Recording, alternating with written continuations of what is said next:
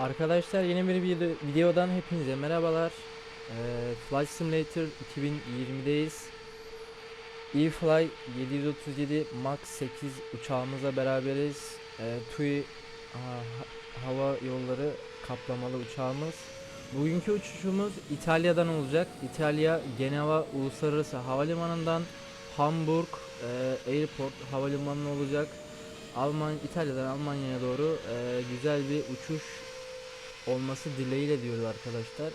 Uçağımız eFly 737 Max 8 huzurlarımızda şöyle gösterelim. Şu an Geneva'dayız arkadaşlar. Uçağımızın içine geçip birazdan yavaş yavaş hazırlamaya başlayacağız uçağımızı. Hava yağmurlu. Bugün İtalya'da, Geneva'da yağışlı bir hava var. Soğuk, tipik Ocak havası diyelim. Almanya'da da hava bu şekilde. Biraz yağmurlu bir hava. Güzel bir uçuş yapacağız. Bakalım, yani bir sıkıntı çıkmadığı sürece 737 Max'ımızda. O zaman uçağımızın içine geçelim arkadaşlar. Şöyle kokpitimize. Şu an uçağımızda bir güç yok arkadaşlar. Güç bağlı değil. Şöyle bir GCX'i başlatalım. Önce bir request refueling diyelim yakıtımızı. Swiss Airport diyelim. Peşine de bir catering başlatalım. Catering'imize ne olsun? Şu olsun bakayım. Onun haricinde de şu an bekleyebiliriz. Bakalım geliyor mu? Yakıt aracı geliyor.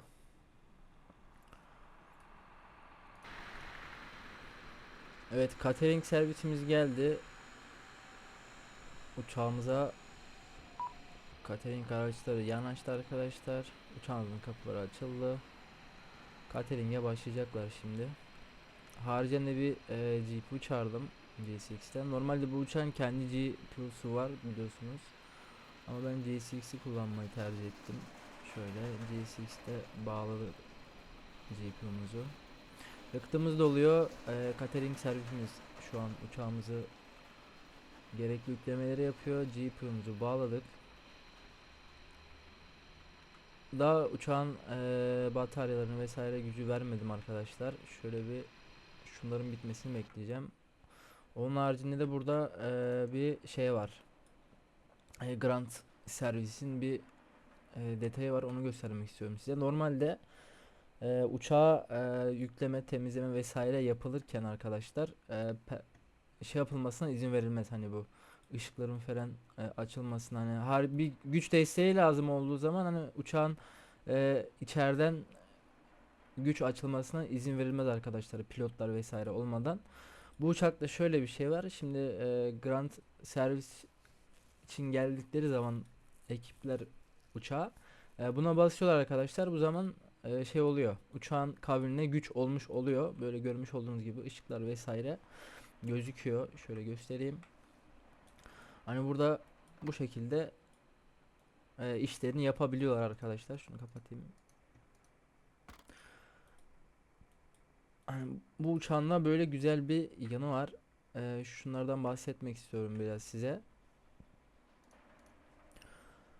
Şimdi uçağımızın arkasına doğru bir gidelim. Bu aydınlatma vesaire burada göstermek istiyorum. Yavaş yavaş bir geçelim.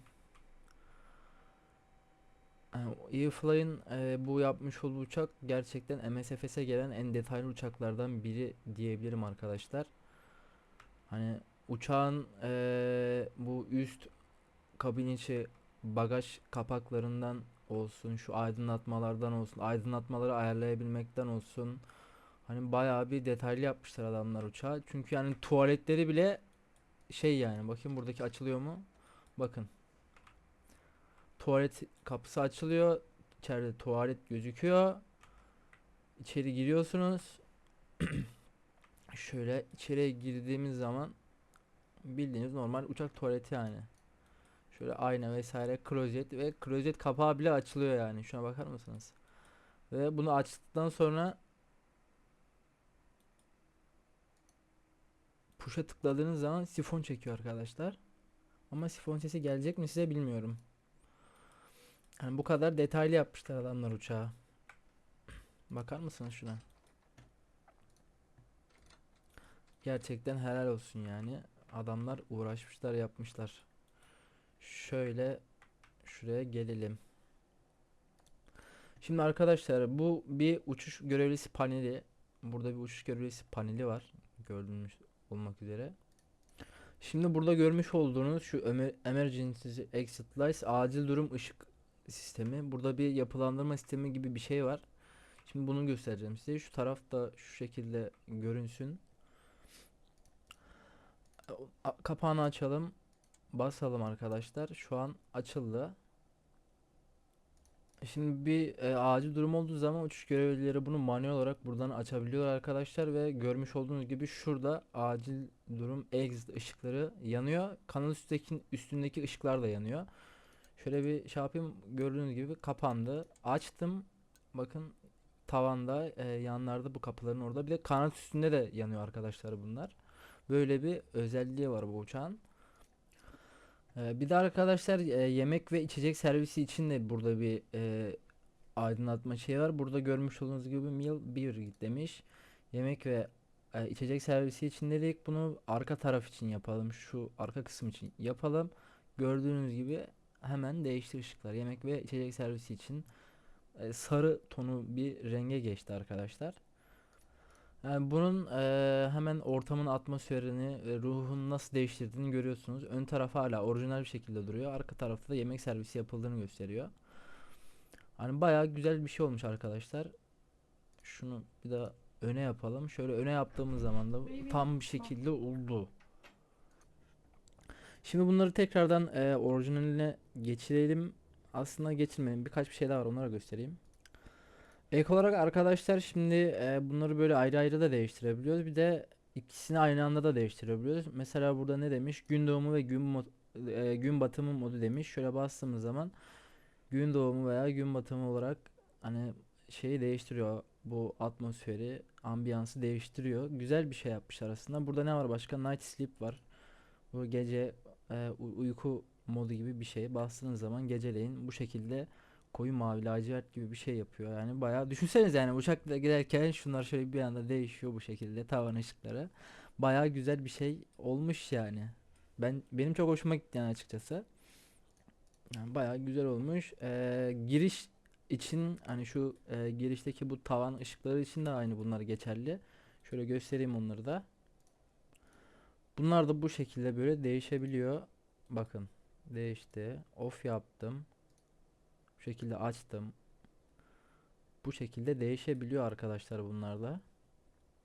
Yani bu işi Airfly bayağı güzel yapmış. Şimdi biniş ve iniş departing ışıklarına geçelim.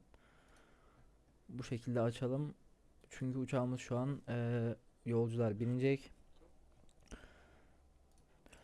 Şimdi kokpitimize geçelim arkadaşlar. Başlayalım artık uçağımızı çalıştırmaya vesaire açmaya gerekli hazırlıkları yapmaya başlayalım. O zaman şöyle bir yukarıya doğru bakalım. Şimdi bataryamız 10. Grand Power'ımızı getirmiştik zaten. Grand Power'ımız 10. Şöyle hemen şu panel ışıklarımızı da bir açalım. Şu şekilde yapayım. Şöyle açalım. Şuna da az bir şey aydınlatma verelim. Şöyle alt menüye geçelim. Alt panele şuradan da ışıklarımızı ayarlayalım. Şu tarafa da biraz aydınlık verelim. Şöyle şuraya da. Şuna gerek yok. Yeterince ışık var zaten.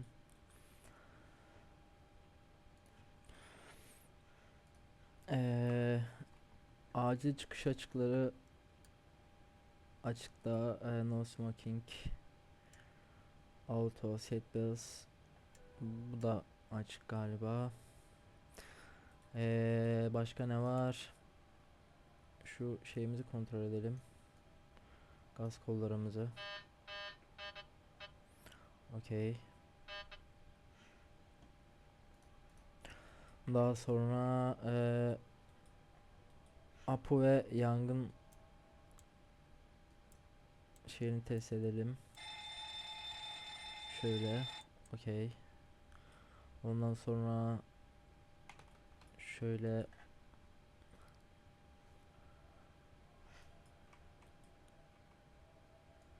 şunları bir test edelim.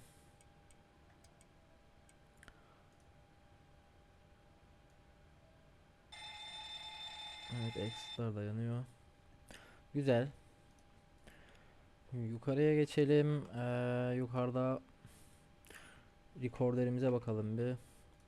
Recorder testleyelim. Ondan sonra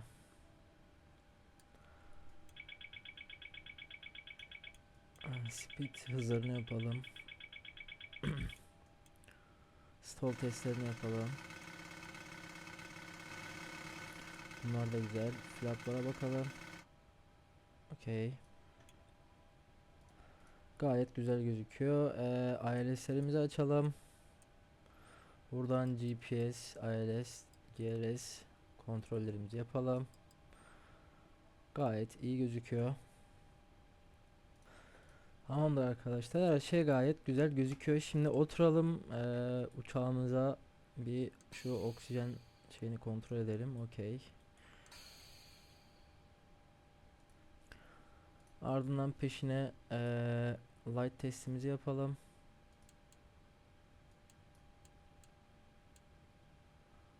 Şöyle biraz daha aşağı. Heh. Şöyle ışıklarımızda bir sıkıntı var mı? Yok. Güzel.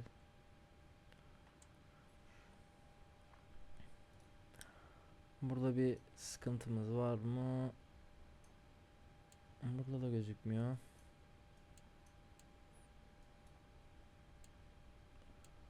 Herhangi bir anormallik vesaire yok gibi. O zaman logomuzu açalım. Position'ımızı indirelim. Uçağın içinde olduğumuzu bilsinler. Wing'leri açmayacağım. Yer hizmetlerindeki arkadaşlar yardımcı olması için akşamları açılan bir ışık. Şöyle uçağın altında ışık yanıyor. Ondan sonra var mı bakalım, bir şey yok. Şöyle gelelim. Şöyle app'umuzu açalım. App'ımız çalışsın. Şuradan da bir yakıt pompası açalım. Bir de G6'imizi yolcu başlatmaya, doldurmaya başlatalım. Request boarding dedik. Şöyle yanaşsınlar. Şuradan flight tabletimizi açalım. Şuradakini de açalım. Uçağımızın kapıları açıldı. Köremizi yanaştı. Kargo kapıları açılıyor. Kargo yüklemesi de yapılacak.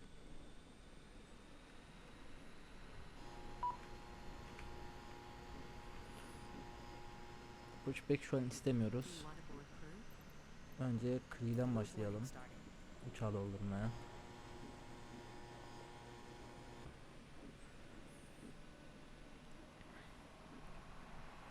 App'ımızın sesi gelmeye başladı diyeceğim. Yok. Bagaj araçlarının şeymiş. Şöyle crew personelimiz geliyor, görüyorsunuz, hostesler.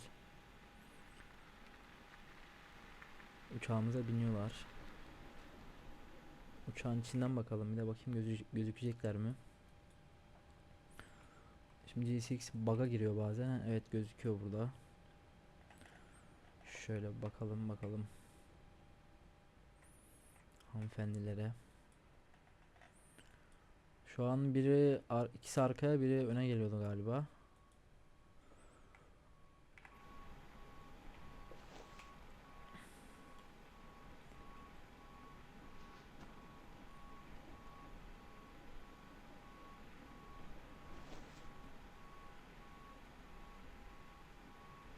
Evet, bagaj araçlarımız da yüklemeye başlamış arkadan. Ön taraf için de geliyor. Şimdi crew bitti. Yolcu yüklemesine devam ettirelim.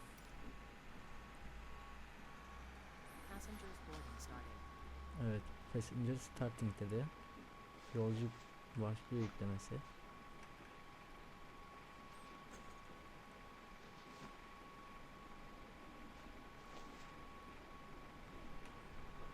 Böylece uçağımıza yolcu ve bagajı yüklemiş oluyoruz. Şöyle kokpite geçelim tekrardan. Yolcularımız binmeye başlamış. Çok güzel. Biz de kokpitimize geçelim. 140 yolcumuz varmış. Şimdi Electronic Flight Bag'imize geçelim. Buradan bir performans ayarlarımızı yapalım. Buradan waiting balance diyelim. Şimdi arkadaşlar yani tek tek kendiniz de doldurabilirsiniz ayrıntılı ama uçağa direkt copy de yapabilirsiniz şu şekilde. Yani buradan direkt kopyaladığım zaman geliyor ama totalde 116. Gerçi bu Pax şuradan kargoya bakalım. Kargoyu da doldurmuş. Hani bunu bu şekilde ayarlayabilirsiniz, göstermiş olayım. Şöyle şunda dediğiniz zaman ayarlayabiliyorsunuz. Şöyle bir fuel'a geçelim. Fuel'a ne demiş bize? Total fuel 6271 demiş. Totalimiz 6006.3 yani işte burada gösterdiği gibi doğru. Kargomuz toplamda total kargomuz neymiş? 3000 2000 totalde 5-6000 falan yapıyor. Onu da bir kontrol edelim. Şöyle şuradan bir sim briefimizi açalım.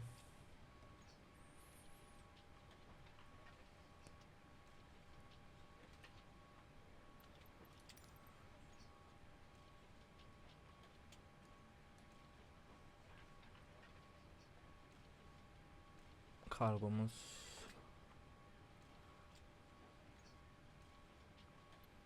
Black Fuel'umuz 6200, kargomuz 2794 kilo.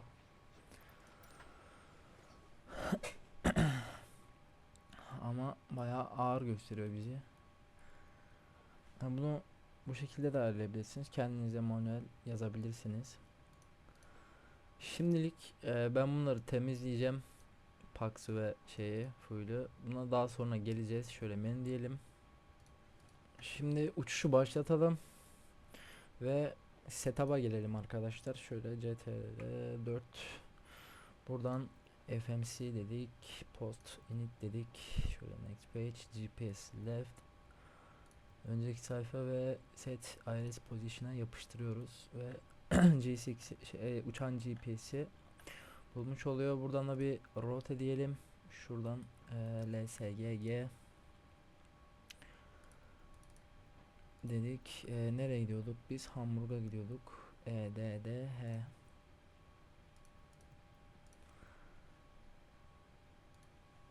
Şöyle yapıştırdım. Request dedim. Uçuş planımı Simbrief'ten çekiyor.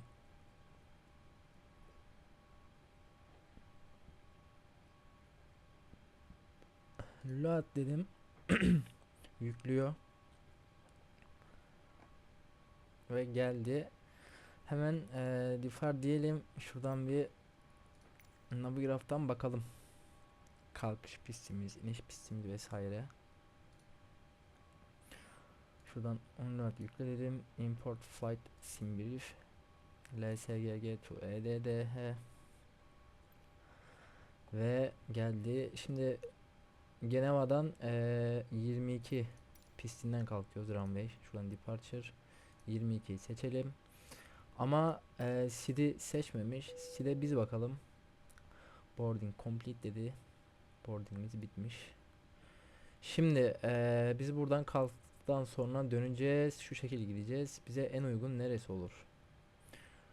En kısa en uygun neresi olur ona bakalım. Şimdi buradan mesela en baştaki hangisi? Bals bira demiş. Bals bira nerede? Bas 1A burada mesela. Bunu seçtiğim zaman buradan kalktıktan sonra şöyle döndürecek. Bu biraz tersi olur gibi. Şöyle desek kalktıktan hemen sonra döndürürse direkt buraya bağlıyor. Şu neredenmiş? Şuna bakayım bir de. Bu da sol taraftan direkt bağlıyor. Aslında bu daha iyi gibi. Ama buradan da yapabiliriz. Şuna bir bakacağım. Koni 1C ya da Koni 1R. Bakayım bir. Şöyle Next 5 diyelim. Koni 1R. Hangisiydi bu? Koni 1C de olur. Koni 1R de olur. Ha, Koni 1R'yi seçeceğim. Şunu seçtim. Şimdi buradan kalkacağız. Kalktıktan sonra döneceğiz şöyle. Buradan böyle bağlanacak. Koni 1R dedik.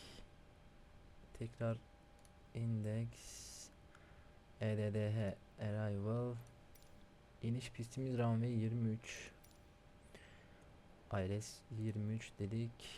Seed'imiz neymiş? Nolk 2P. Nolk 2P nerede? Burada seçtim.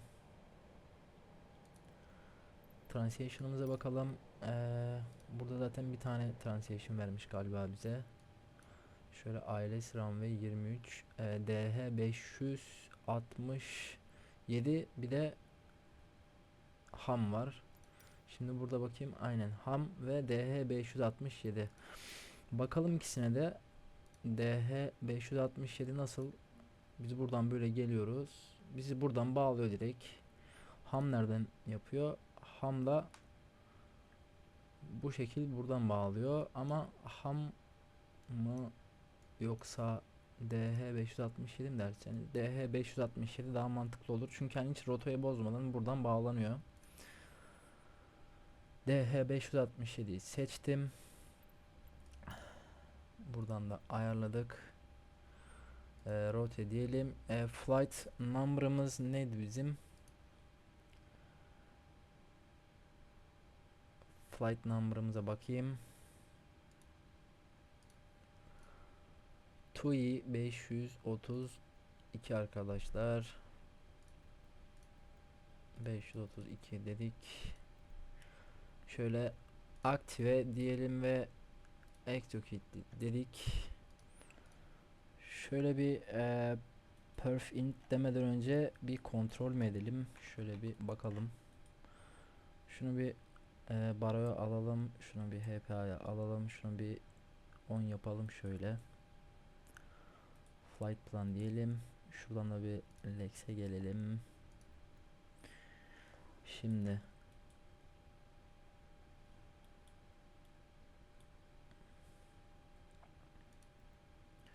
burada bir şey var gibi. Kopukluk gözüküyor gibi. Şimdi şu modusu alalım. Şuraya bir bağlayalım. Daha sonra var mı? Daha sonrasında gözükmüyor arkadaşlar. Şunu tekrardan alalım buraya ve perf intimize bakabiliriz.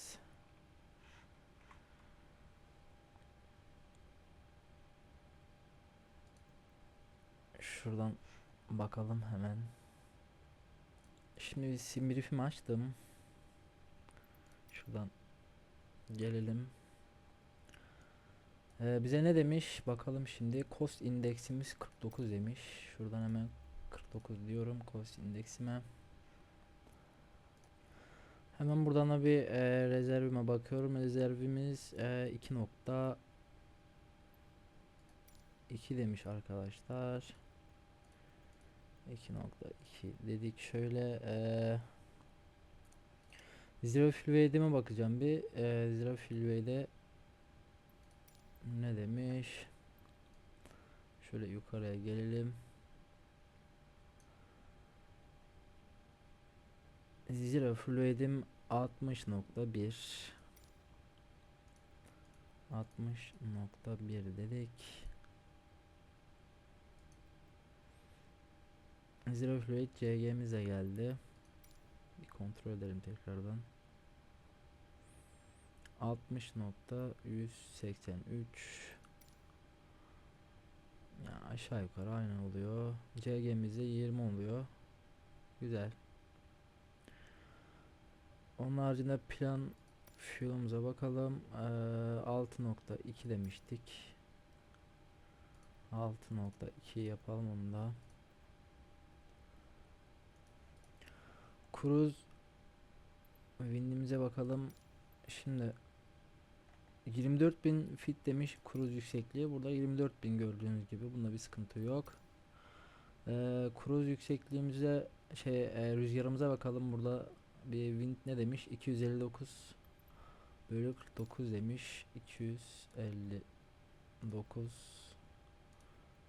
bölü 49 şöyle. Bunda girelim. İSADEV eksi 5 derece. Şöyle girelim. Transitional altitude 7000 demiş. Ona da bakacağız. Doğru büyük ihtimal. Fix'imize bakalım bir de burası tamam olduğuna göre. Fix.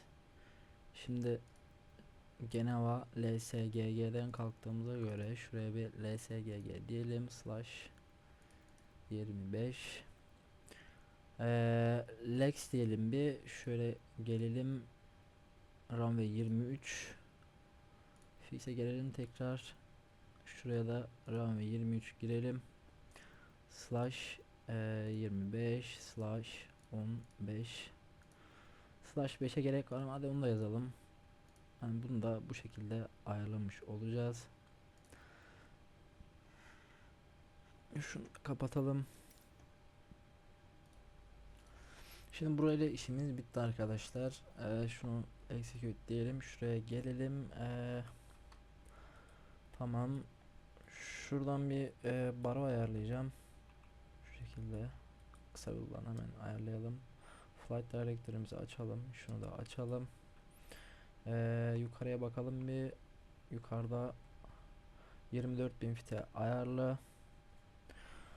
Landing altitude'umuz 50'ymiş. Öyle demiş bize. Artık up'umuz geldiğine göre up'umuza geçebiliriz. Şöyle şunu bataryaya alalım. Şunu da up'u gene alalım. Window width'lerimi, cam ısıtıcılarımı açtım. Şu prop'lerimi de açtım.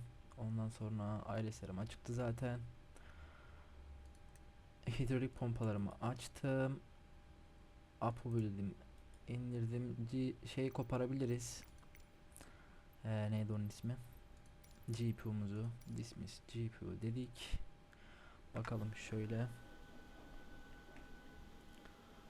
GPU'muzu koparalım. Boarding'imiz bitti. Şimdi körüğümüzü de kopartacağız. Şöyle geleyim biraz.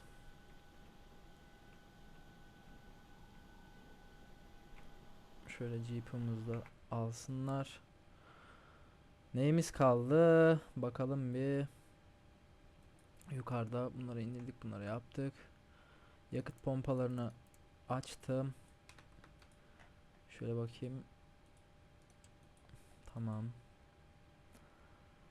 Şu 7000 alalım. Transition altitude 7000'di.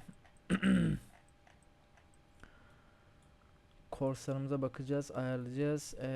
Neyimiz kaldı burada şimdi? Bir tek şunu yüklemesi kaldı.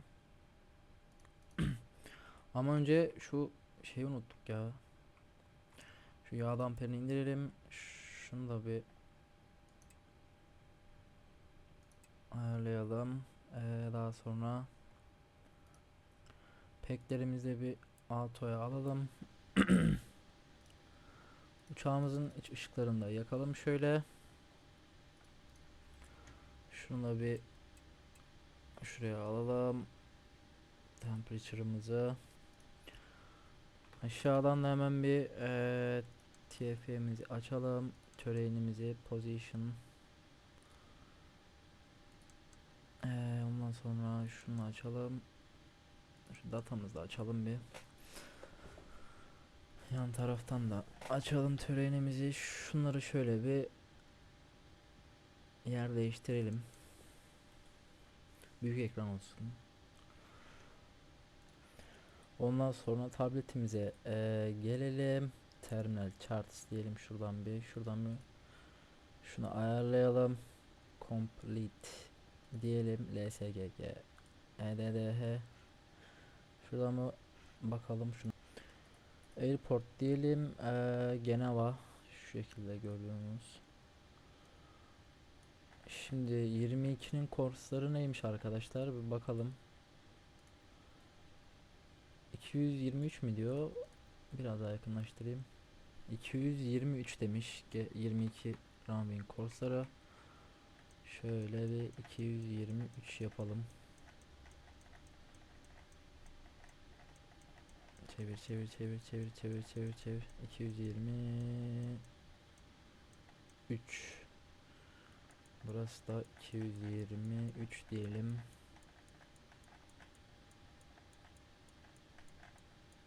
225, 24, 23. Şunları da Baro API'ye geçirelim. Corsar'ımızı ayarladık. Şu heading'imizi unuttuk. Şu heading'i de ayarlayalım oraya hemen. 223 diyelim. Burada da geliyor zaten görüyorsunuz. Şöyle 221, 22, 23. Aynı hizaya geldi. Şunu biraz düşüreceğim 5'e. Ondan sonra bu zaten HPA'da tamam. Daha sonra yakıt akışı diyelim. Şunu RTO'ya alalım. Ondan sonra şuraya gelelim. Bu frekansları ellemeyelim. Frekanslar kalsın. Şunu bir 2000 yapalım şuradan. TİKAS'ımız beklemede. S'de şu an onu ellemiyoruz. Şunları bir açalım abi. Şunu. Bir de hangisi vardı? Şu vardı ama şöyle aşağı alalım. Şunu da açalım ama bu değildi. Şu muydu? Aynen buydu. Ondan sonra buradan da şunları açtık. Şu bir de şunu. Tamam. Şu yukarıya bir bakalım, eksik bir şeyimiz var mı? Yok gibi. Bir şu Seten Beyaz indirelim. Sonra şu uçuş şeyimize bakalım bir. Şunu bir copy diyelim. DR değil ama coordination. Evet, şu an ıslak yağmur var. 22'den kalkıyoruz demiştik. Daha sonra to 2 diyelim. Flap 5 air config 10 anti ice engine'ları şey yapalım sadece. Ondan sonra burası okey. Weight and balance diyelim. Buradan şimdi totalde ne verecek bize onu merak ediyorum. Şimdi aslında 116 veriyor ama biz 140 yolcu yükledik. Onun için kendimiz girelim şuradan 140 diyelim. Set pilot kargomuzu neydi, hemen şuradan bir bakalım. 2794 mü, öyle bir şeydi. Hatırladığım kadarıyla bayağı yağmur bastırdı ama bu arada dışarıda acayip. Ve şuraya gelelim.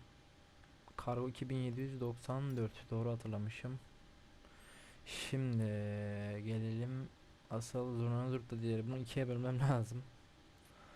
Neyse şunu hemen böldük. 1397 1397 dedik. Set pilot okey. Pax'ın 140 kargomuz 1397'ye 1397, fuel'ımız 6000 miydi? 6278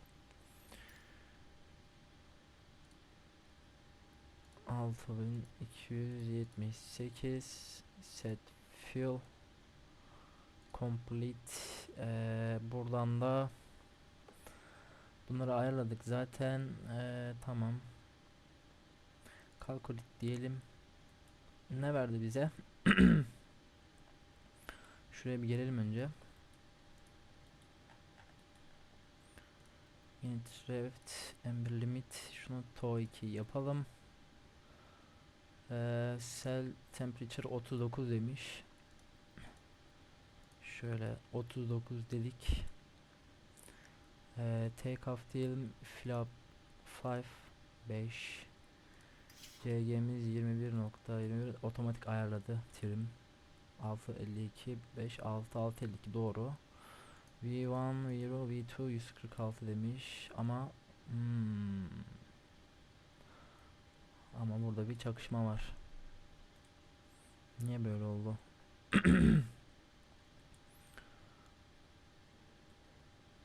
%5 144 149 demiş ama bir saniye. Şimdi hocam buna bir tekrar bakalım, şuradan bir perf diyelim, zero fill tekrar bir ayarlayalım şuradan. Ember limit'e gelelim, to 2 39 dedik. Şunu CG flap aynı. Tamam, bunu şimdi umarım olmuştur. Hadi çok detayına girmeyeceğim. Ben de tam bilmiyorum çünkü yani. Sonuçta gerçek pilot değiliz. Burası okey şimdilik. Ha, unutma arkadaşlar, şunu da girmeyi unutmuş şuraya. Şu tree fuel taxi 8 fuel. Bunları girdiğimiz zaman complete dedik. Neredeydi o? Complete dedik. Burada tekrardan calculate dediğim zaman burada geldi arkadaşlar. 131 140 146 141 141 146, yani aynı olmuş oldu aşağı yukarıya.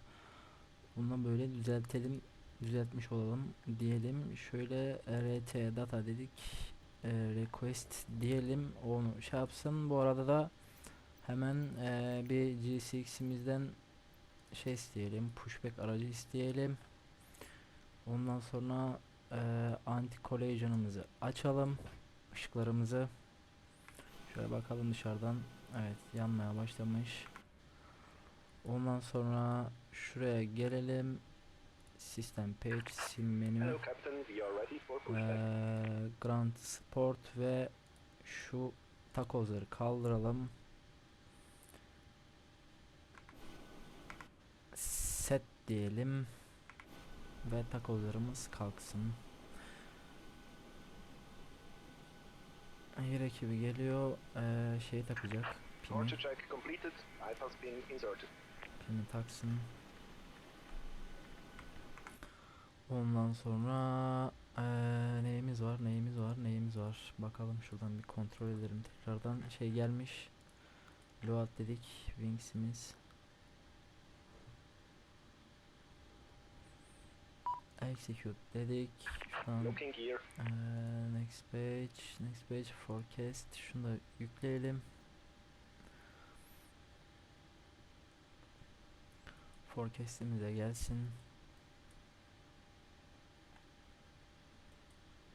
Load dedim, execute dedim. 146'ya ayarlayalım. Şunu da 146 dedik.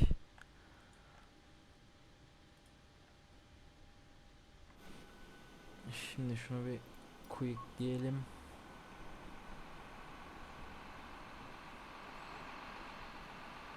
Şöyle bir bakalım. Burnumuzu nasıl vereceğiz? Burnumuzu sola vereceğiz. Çünkü biz sol tarafta. Şunu şöyle ayarlayalım. Shift ve yön tuşlarını kullanarak da şunu getirelim şöyle. Şöyle biraz daha. Şöyle yaparsam. Şu an 10 numara oldu arkadaşlar. Enter dedim.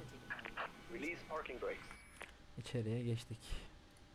Şu kapımızı da hemen bir kapatalım şöyle. Hop. Ve şu peklerimizi off yapalım. Parking brake'imizi indirelim. Commencing push. Geri itmeye başlasın. All engines clear. Start at will. Şöyle bir bakalım uçağımıza. Bu arada yağmur durdu arkadaşlar. Durmuş gibi gözüküyor. Şöyle şu kırmızı çizgiyi geçtikten sonra başlatacağım şeye, motorları açmaya. Şu drone kamera hızını bir arttıralım şöyle. Dönüş hızını arttıralım. Şöyle Engine 2'yu açalım hava.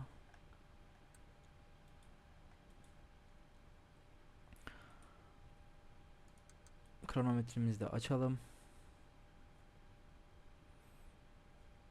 Burada gelmeye başladı.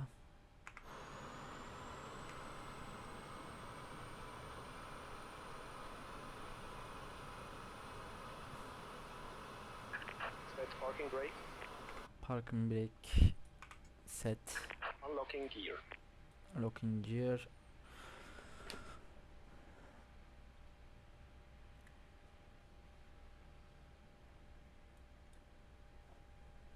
Flaplarımızı 1, 2, 5 yapalım. 26 demiş ve engine 2'ya ateşlemeyi verelim arkadaşlar.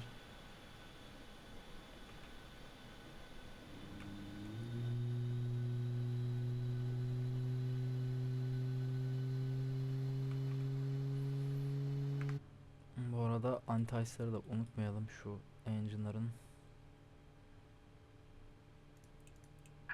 Tow truck disconnected. Bypass pin removed. Left is clear. Right is clear.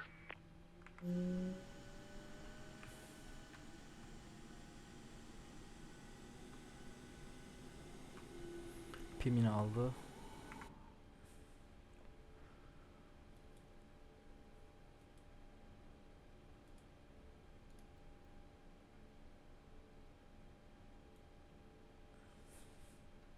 Pimi göster ustam. Pimi gösterdi. Eyvallah. Engine 1'a geçelim. Engine 1'ımızı da açalım.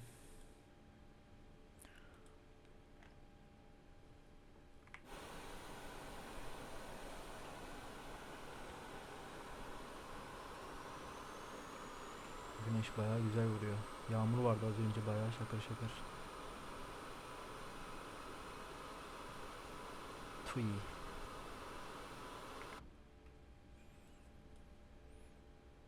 Yirmi bir.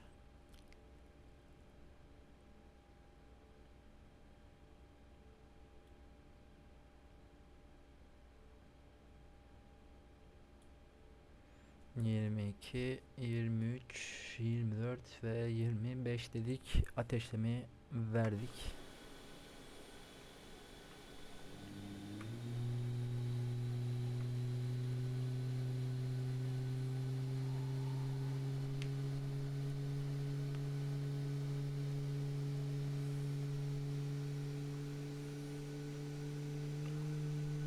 Engine 1 da ateşlendi.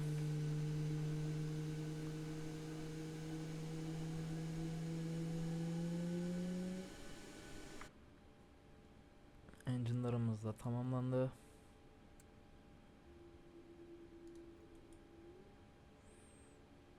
Şöyle Linav, Vinav açalım. Parking brake indirelim. Artık taksimize başlayabiliriz.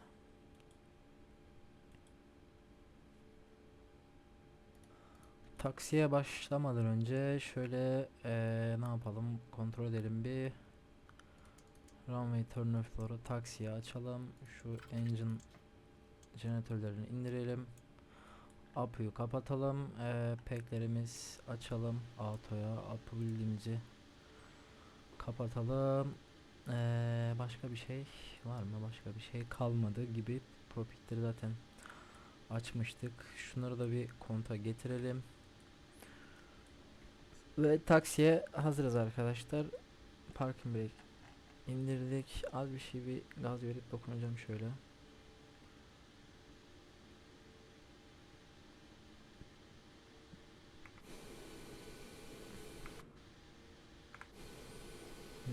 Çok güzel.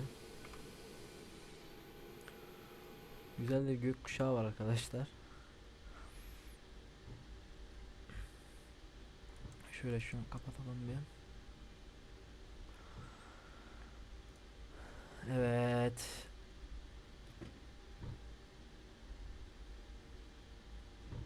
Taksimize başladık. Pist başına doğru gidiyoruz o zaman. Biraz hızlı mı başladık ne? Şöyle camdan da bakalım.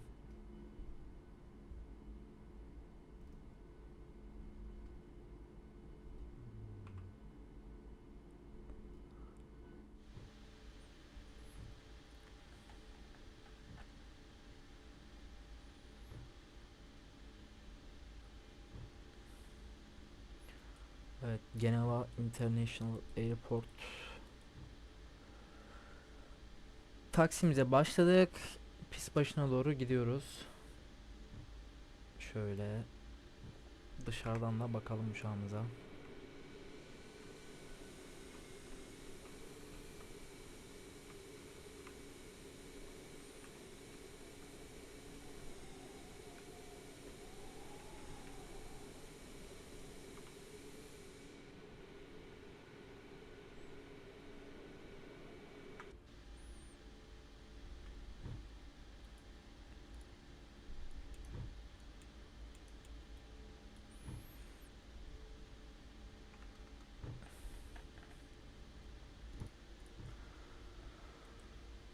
Evet arkadaşlar, pistimizin başına doğru geldik sayılır. Şöyle bir AT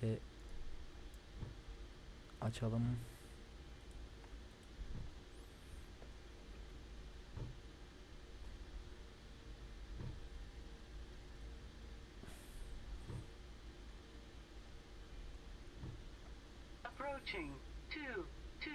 Ve pistimize girelim yavaş yavaş. Şu şekilde. Şuradan landingleri açacağım. Başka da eksik bir şeyimiz yok gibi. Şu anti şunu yukarı alacağız zaten. Anti collision. Bir saniye döndürelim.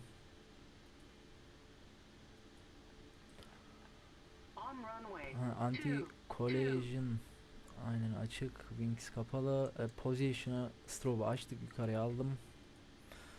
Pistimizin başına geçtik. Flaplarımız okey.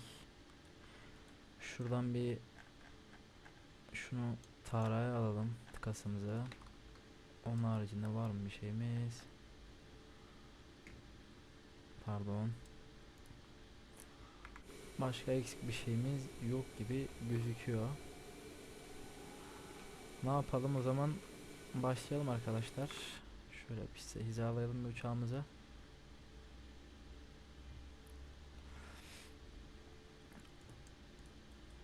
Kronometremizi açtık ve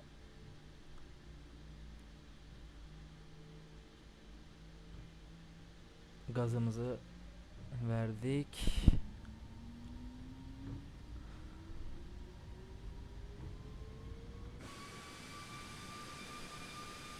Bu şekilde.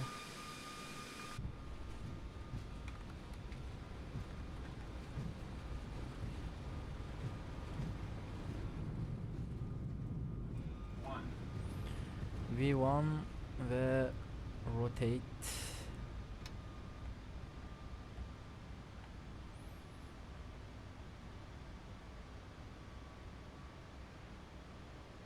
Girap.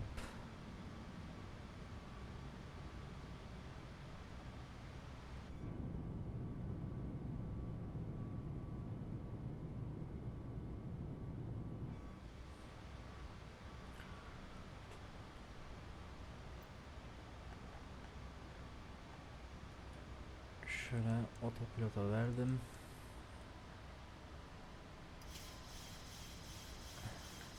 RTO kapalı.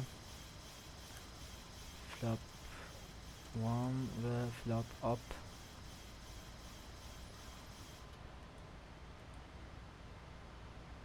Kalkışımızı yaptık.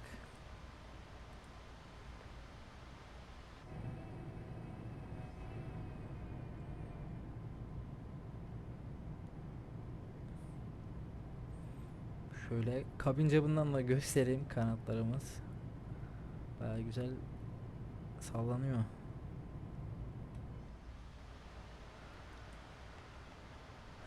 Evet. Hafif yağmur var.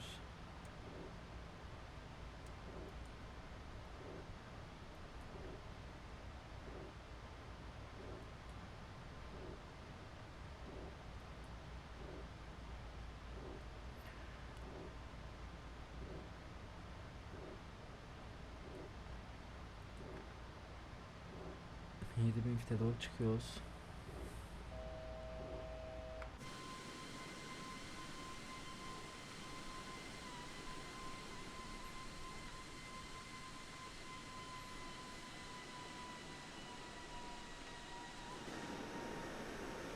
Uçağımız burada.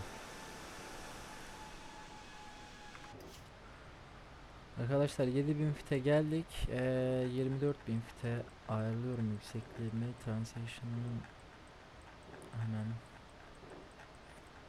şöyle 24 dedik. Bastım.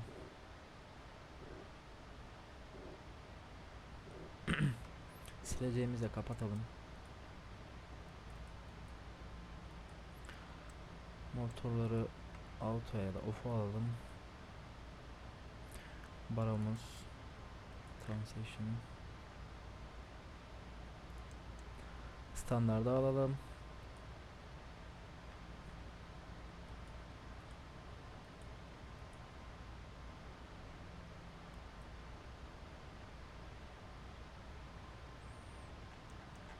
Heading'imizi de şöyle çevirelim.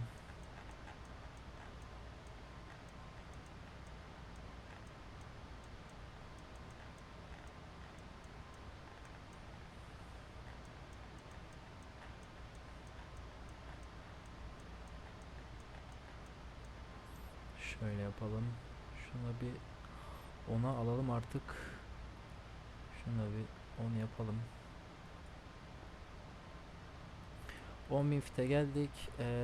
Landinglerimi kapatıyorum. Runway turn off'ları, taksiyi kapatıyorum. Logoyu kapatıyorum. Position'ımız, anti-collision'ımız açık. Şu veri de kapattım. Wing'imiz kapalı. Bakalım. Şu an için herhangi bir olumsuz bir şey gözükmüyor. Şunu da şöyle dursun.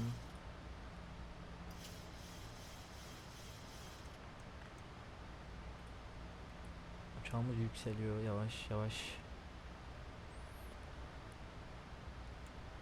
Landing gear dedik. Flapları kapattık. Okey. Güzel bir kalkış yaptık. Bir sıkıntı vesaire gelmedi. Buradaki cam şey niye kapanmış? Hemen açalım. Hemen açalım. Şöyle kapımızı açalım. G6 gene bug'a girmiş herhalde arkadaşlar.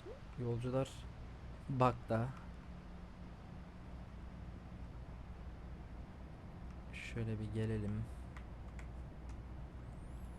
Neredeydi o?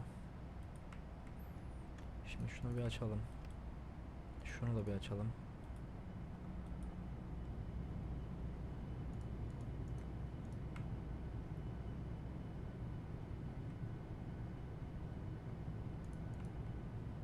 Şunlar kapanıyor. Galiba o kapalı olan buydu. Ya da şu arkada mı? Büyük ihtimal bu. Ya da bu. Bunları açtık. Şimdi şu ışıkları da bir ayarlayalım. Kalktık artık. Uçuştayız. Şuradan şunları da ayarlayalım hemen. Ya GCX'in bug'a girmesi böyle kötü oluyor. Normalde burada hostes falan oturuyor. Ya da ayakta duruyor. Yolcular gözüküyor. Bu yüzden sevmiyorum hani bu huyunu GCX'in. Şunları da bir kapatalım. Ya da açık kalsın. Şimdi bu açılacak mı acaba?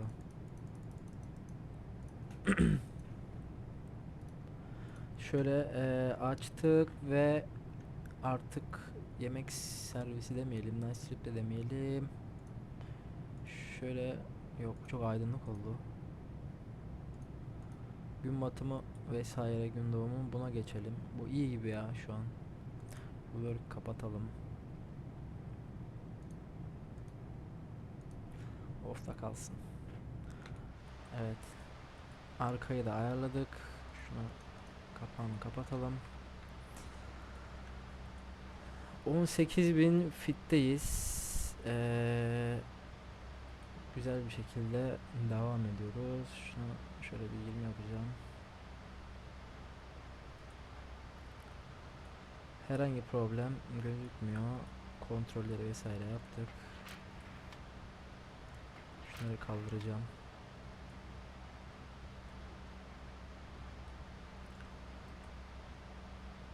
Güzel yani şu an için herhangi bir problem yok. Uçağımız TUI kaplamalı. 737 Max 8'imiz E-Fly.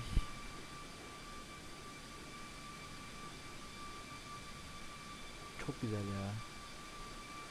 Şu motorlara bakar mısınız arkadaşlar? Şu kanat uçlarına. Şöyle bir SS alıyorum. Volantaya paylaşmak için. Video şey de yapabiliriz belki. Kapağı fotoğrafı.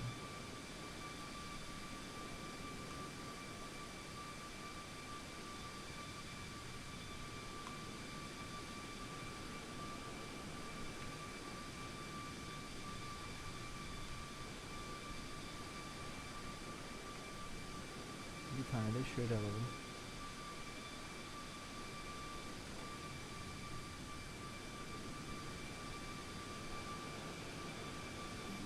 Çok güzel.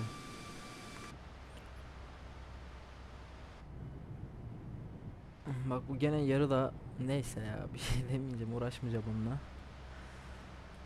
Ee, Bakalım neredeyiz? Sosal'dan gidiyoruz. Şunu bir tık daha şöyle yükselteyim bakayım.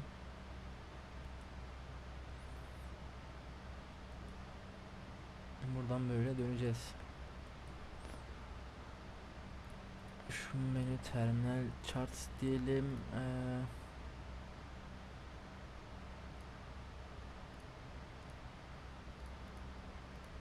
Neredeydi bizim şeyimiz?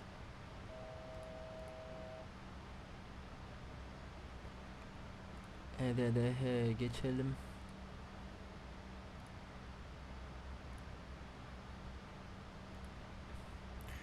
Şimdi biz 13'e iniyorduk, 23'e iniyorduk. ILS 23'e iniyorduk. ILS oldu. Localize runway 23. Şurada bizi beklesin şimdilik. İnişe doğru ona bakacağız. 24.000 fite geldik ama hani yolumuzda daha var gibi, bakayım.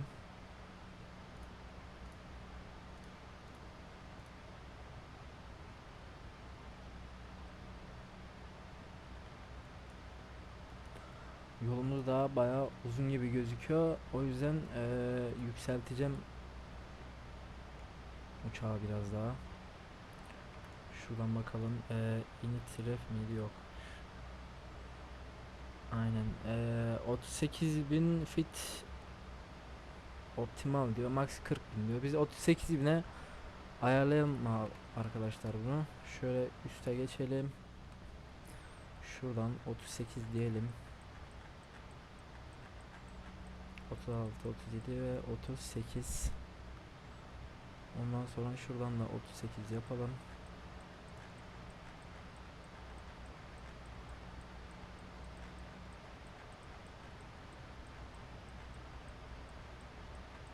...35, 36, 37 ve 38.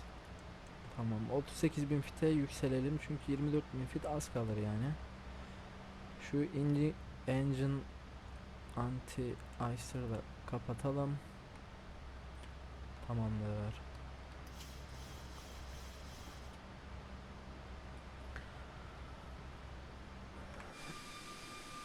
Hey yavrum hey. Şuna bak.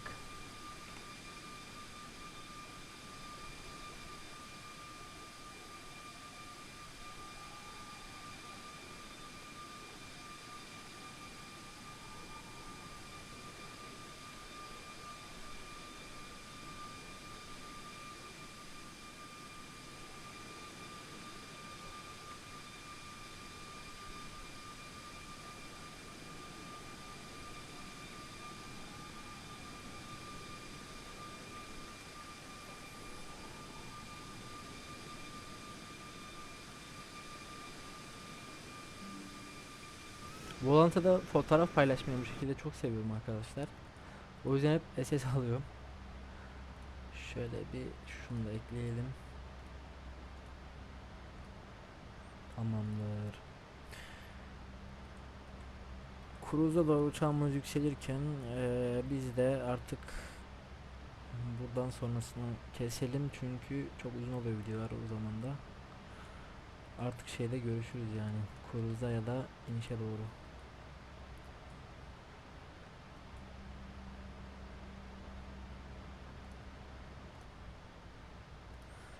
Evet arkadaşlar artık Takeoff Descent'e geldik sayılır. Şöyle bir bakalım. ILS yakalama yüksekliğimiz 3000 fit demiş. Direkt 3000 ayarlayacağım şöyle. Takeoff Descent'e girmeden hemen 3000 yapalım.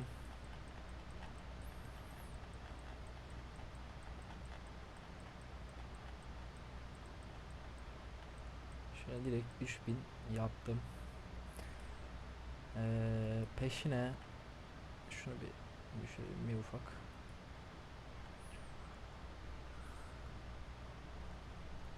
peşine şuradan bir ALS frekansımızı girelim. ALS frekansımız 111.3'müş. Şöyle şunu ALS 111.3 aktive. Şunu da hemen şöyle ALS 111.3 ya da 30 şöyle geçirdim. Uçağım alt kalmaya başladı. Takeoff Descent'e girdik. Courser'ımız 228 şurada gördüğünüz gibi. İniş courser'ımız 228. 228 dedik. Şunu da 228 yaptık. Ondan sonra baramız neymiş? Şurada C kategori 262 demiş. Localizer ile iniş için 510 demiş. Biz ILS ineceğiz. 262 yapalım baramızı.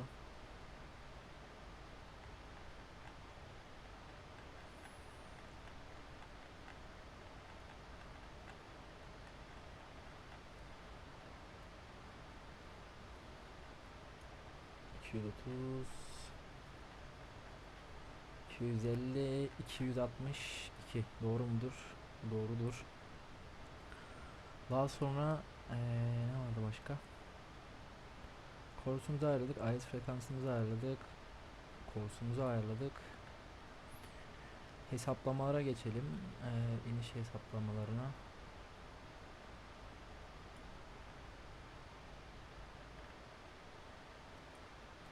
Şuradan menü diyelim, performans diyelim, show landing dispatch diyelim arkadaşlar. Şuradan da bir show en route diyelim ama gerek var mı? En route yapalım bunu. Hemen bir copy FMC data diyelim. EDDH iniyoruz. Runway'imiz 23. Condition'ımız orada galiba yağmur var şu an. Evet diyelim.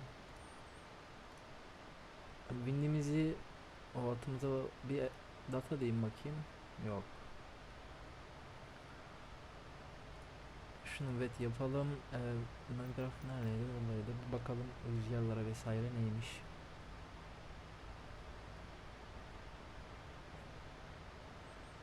Şuradan bir airport diyelim. Waiter'a gelelim. Şimdi ne demiş? Temperature 2 derece. Wind 310 derece. 5 knot. 315 knot. Şeyimiz, temperature'ımız neydi? 2 derece. 2 diyelim. Q'nitimiz de 998 HPA 998 dedik. Şuna bir all inot diyelim. Flap config 30, air config 10, engine'ları açık sadece, anti ice, brake 3 diyelim. Şu non da non yapalım. Complete. Landing weight'imizi bir kontrol edelim bakalım ne alemde. Biraz auto spoiler açacağım çünkü çok hızlı gidiyoruz. Landing weight'imiz 62.979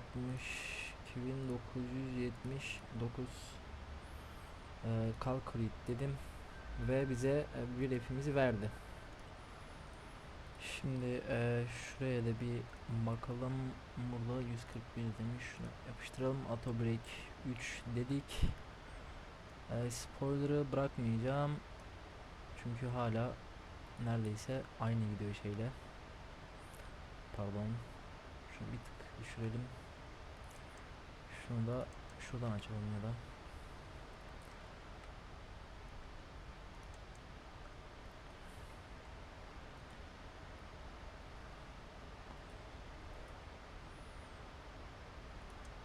Şu ışıklarımı da açacağım. 13.000 değil de gerçi. Açalım yine de. Şunları konta aldım. Logoyu açtım. Position strobe açık. Anti-collision açık. Wings. Hadi Wings de açalım. Veri açmayalım. Daha inmedik. Şunu indirelim.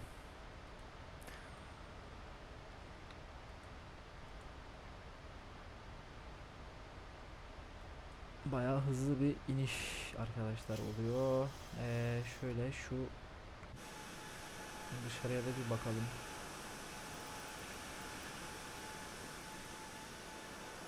Drone kameraya geçelim. Acayip bir bulut var. Bayağı bir sıkıntılı bir iniş olacak gibi.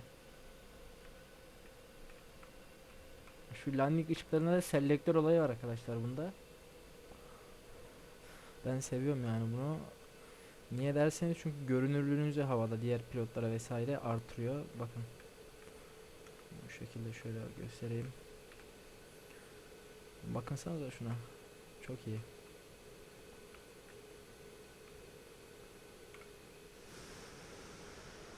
Bulutların içine girdik.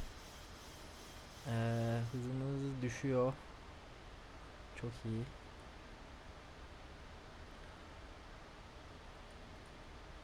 Buraya ayarladık. Başka var mı? Başka var mı herhangi bir şey? Şu an için yok gibi.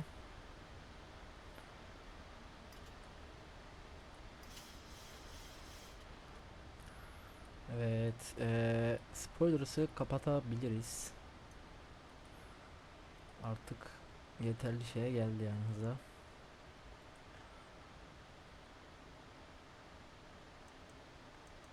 Şunu da şöyle alalım. Güneşlerimizi açalım, artık güneş yok.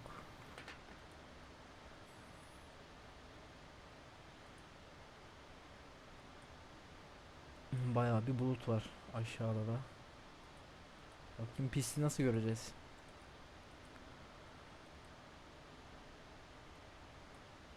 İçeriye bakalım bir. İçerisi nasıl?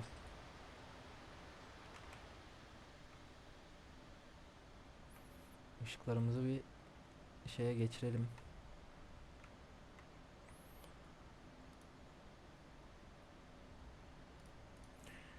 Şöyle açalım. Normalde take off landing dememiz lazım ama night sleep diyeceğim ben.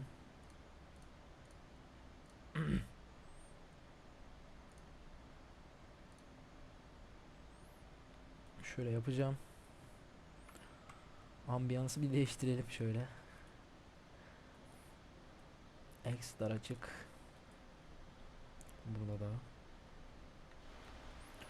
Şöyle kapımızı kapatalım tekrardan. Ve neredeyiz?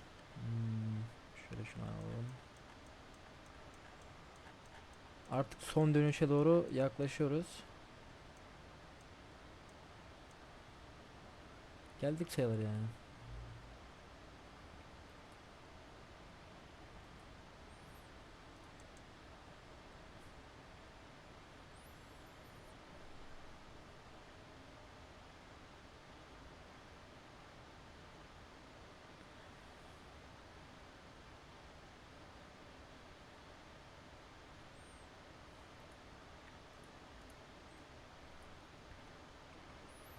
Şunu bir kontrol edelim. 4000 fitte olacağım demiş burada ama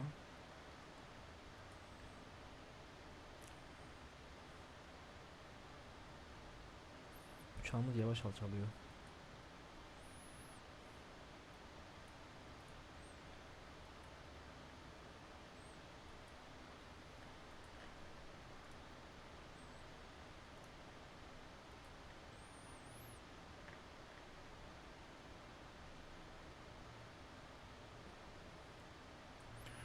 Buradan geleceğiz, bağlanacağız. 4000 fitten 3'e doğru döneceğiz. Son dönüş ondan sonra burada 3000 ILS frekansını yakalayacak.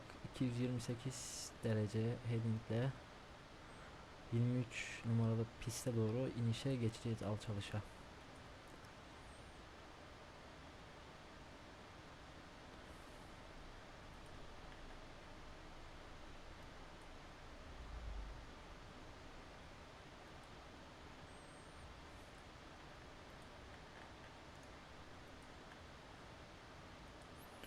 Şunlara da bakayım bir nasıl gözüküyor. Oo, manzaraya bak.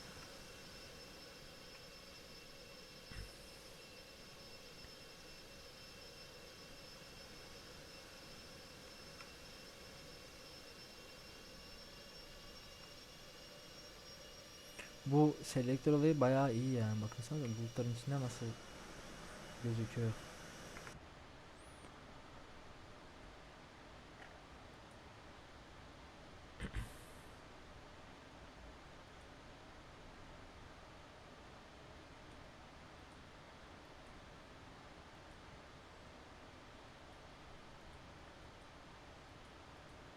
Kararda bayağı bildiğiniz. Şu ışıkları açalım artık.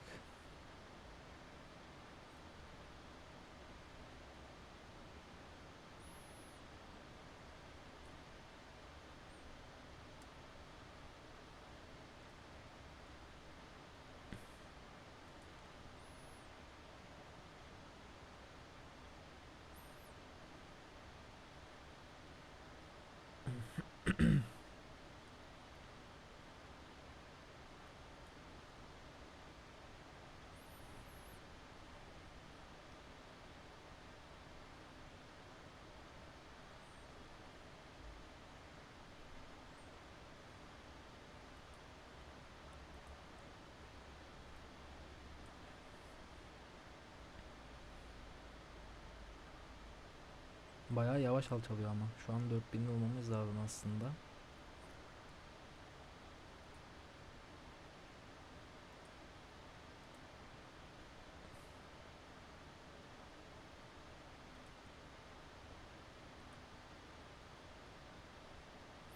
Glasslow'u yakalıyor da yavaş yavaş.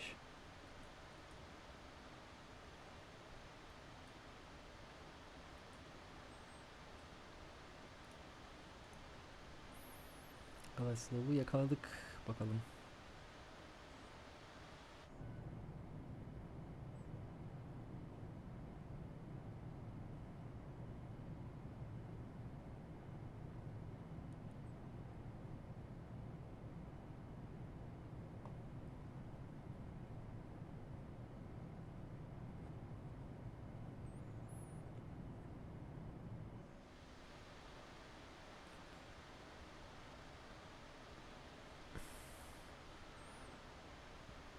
Şöyle bir flap one dedik. Bir flap açtık. Flaplar açılıyor. Sesi de geliyor bu arada. Kesildi.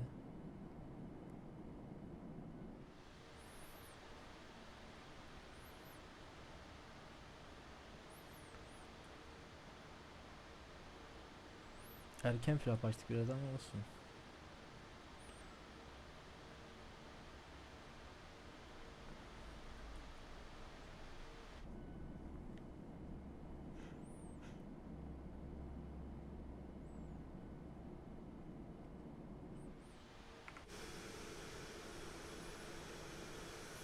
Bayağı bir bulut var.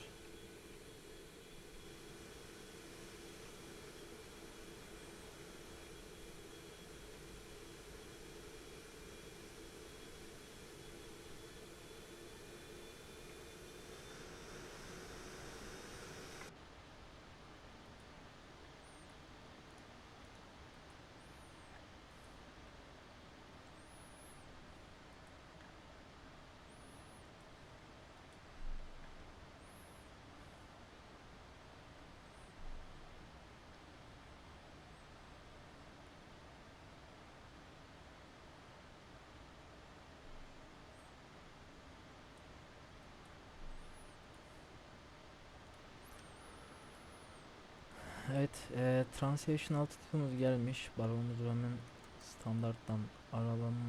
Şuradan da açalım. Çekelim. 998'e. Warlock açalım.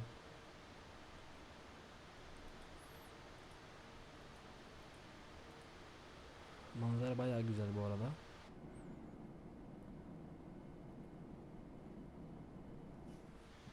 Dışarıdan bir şeye bakalım. Şuradan dumanlar gözüküyor mu? Daha gözükmüyor.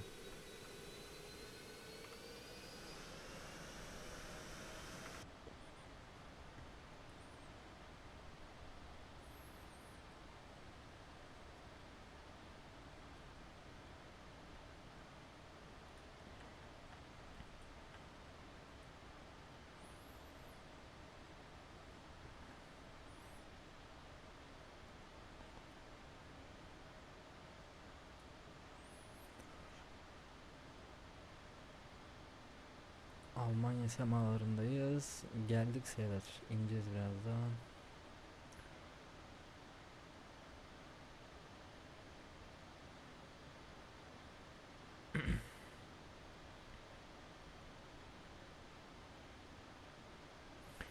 Flaplarımı 2'ye verdim.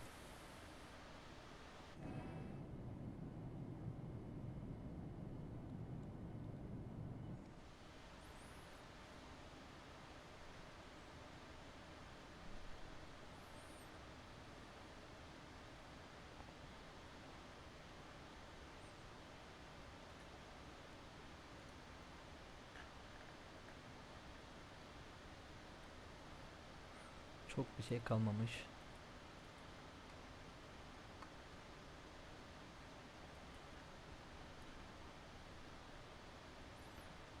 Şöyle 5'e attım flaplarımı.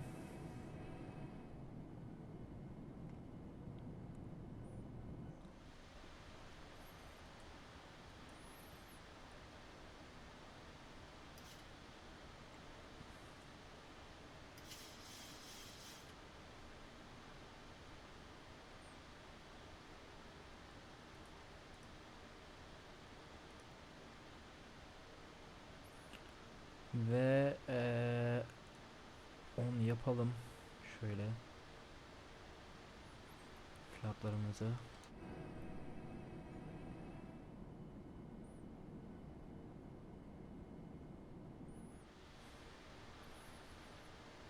Artık bağa yaklaştık.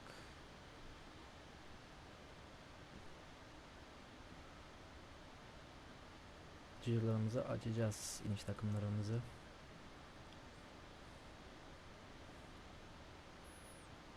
3000'e gelsin. APP'ye de bağlanacağız. Açacağız yani. Ailesi yakalamak için.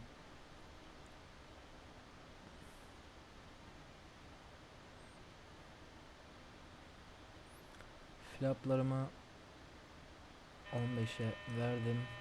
Cihirları açtım. Spoiler'ım arm'da getirdim. APP'yi açtım. Yakaladı Ailes. Şöyle iniş takımlarımızı açtık.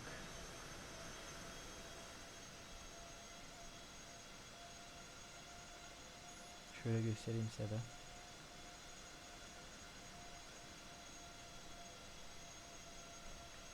Çok güzel görüntü değil mi ya?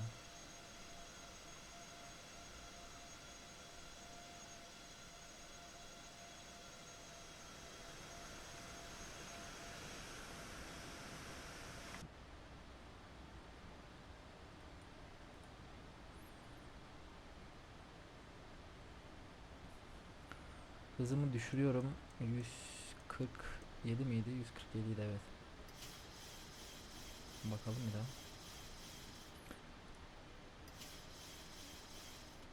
145'miş.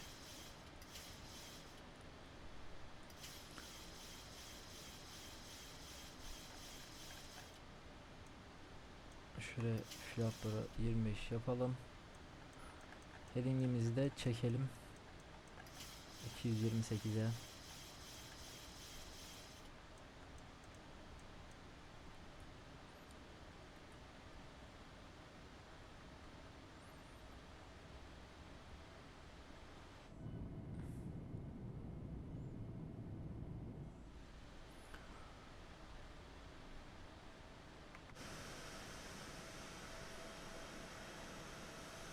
Pist ışıkları hala gözükmedi.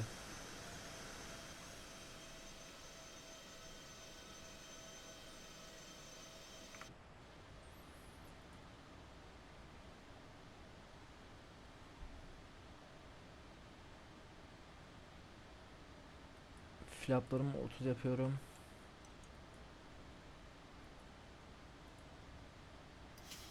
Pist gözüktü arkadaşlar.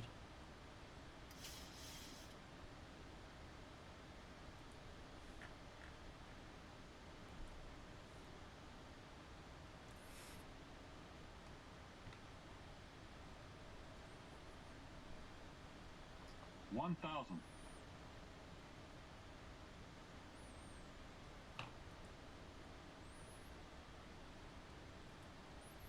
1000 fite geldik.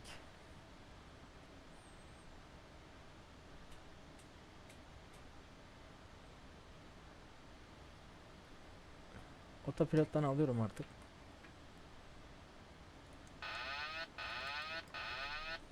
Approaching. 2, 3.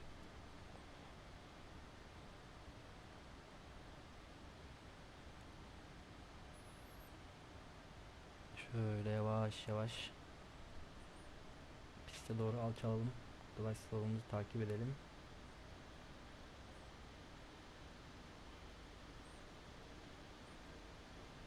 $400.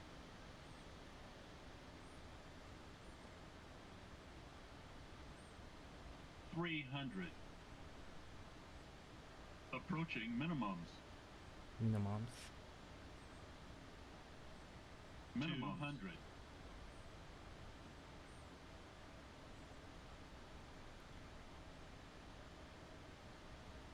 $100. 50. 40. 30. 20. 10. Motorları kestim.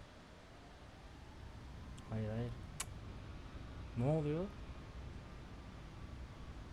Hocam go around atıyoruz. Niyeyse bir motorlar şey yaptı ama anlamadım niye böyle yaptı.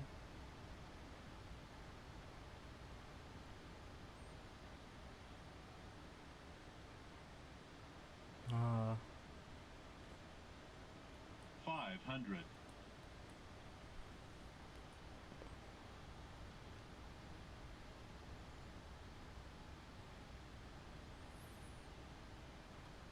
Şeyleri kapattım. Flapları kapatıyorum. Şöyle bir alalım. Şunu tekrardan alalım.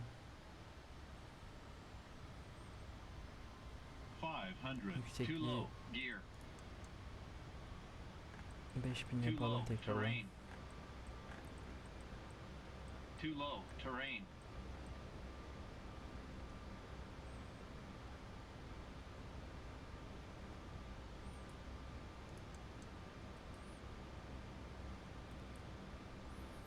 Gorant atacağız. Attık daha doğrusu. Uçağımız sağ olsun. Niye böyle bir şey yaptı ben anlamadım.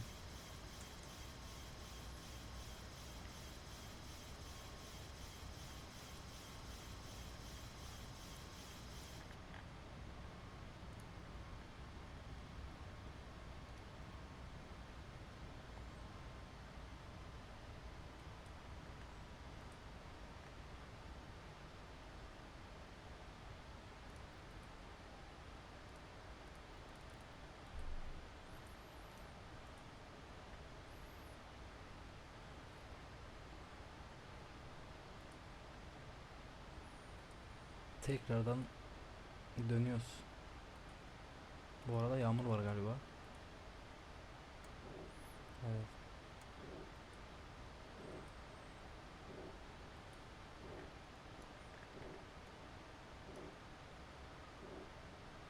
Gorat attıktan sonra 4000'e yüksel demiş bize.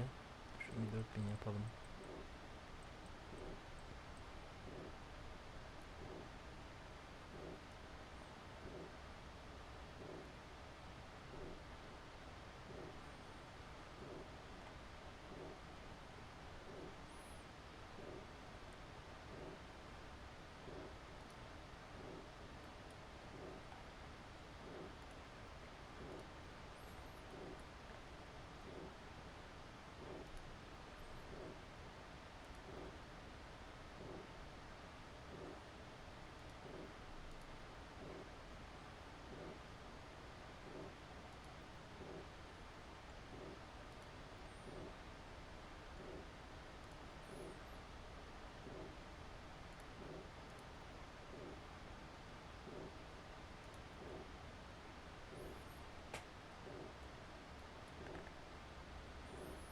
Şimdi biz buradan direkt 610'a bağlanalım. 610 diyelim şöyle.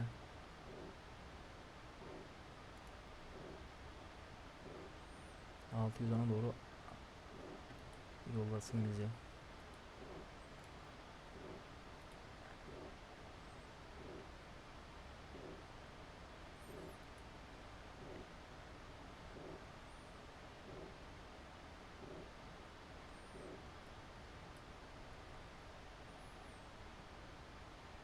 Ufak bir donma. Arada giriyor böyle drop vesaire.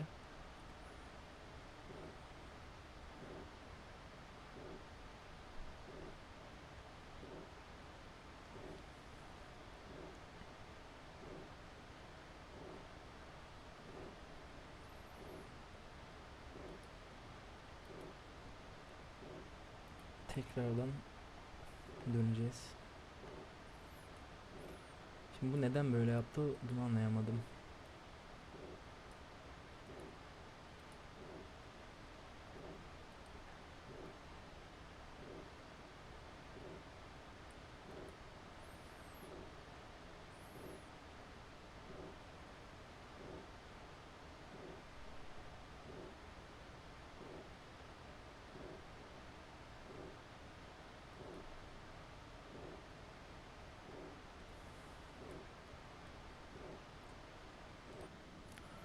Evet, tekrardan pist başına geldik arkadaşlar. Şimdi iniş takımlarını indirdim tekrardan. Flaplarım 15'te. Hızımızı düşürelim. Şöyle sıkıntı yaşamayalım.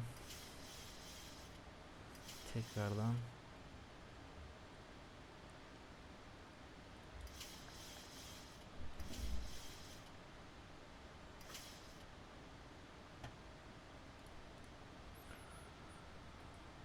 Bakalım bu sefer nasıl olacak? Bir sıkıntı vesaire görecek miyiz?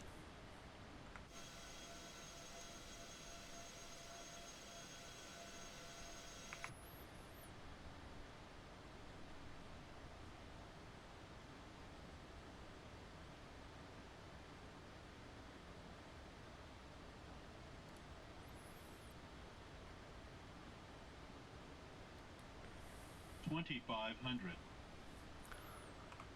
Flapları 25'e verdim. Hızımı düşürüyorum.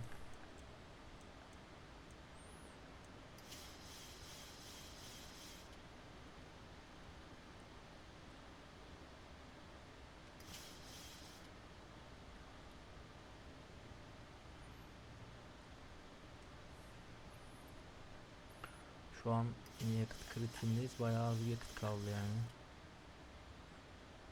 Rezerv fuel'dan kullanıyor.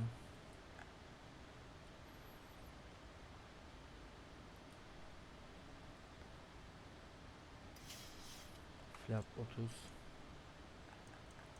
145 dedik.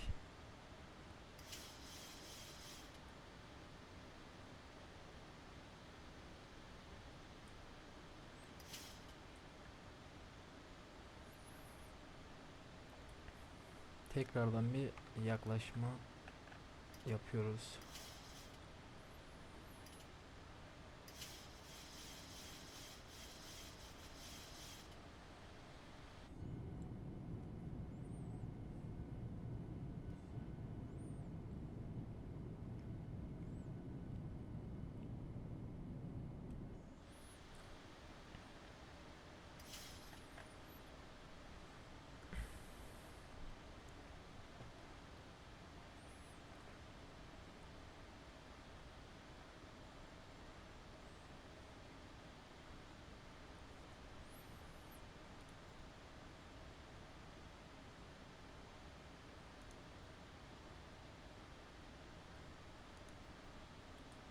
$1,000.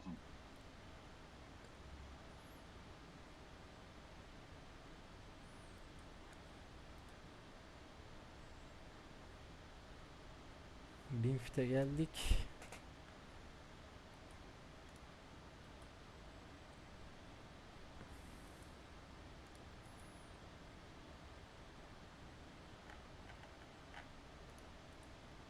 Approaching. 2, 3. Otopilottan aldım.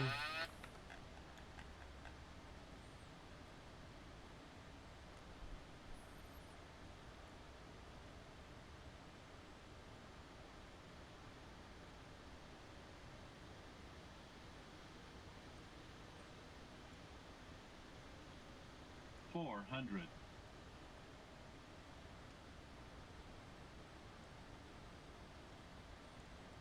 $300. Approaching minimums. Minimums. Minimum 200.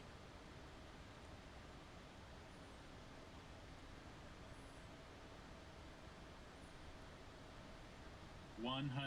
100. 50. 40. 30. 20.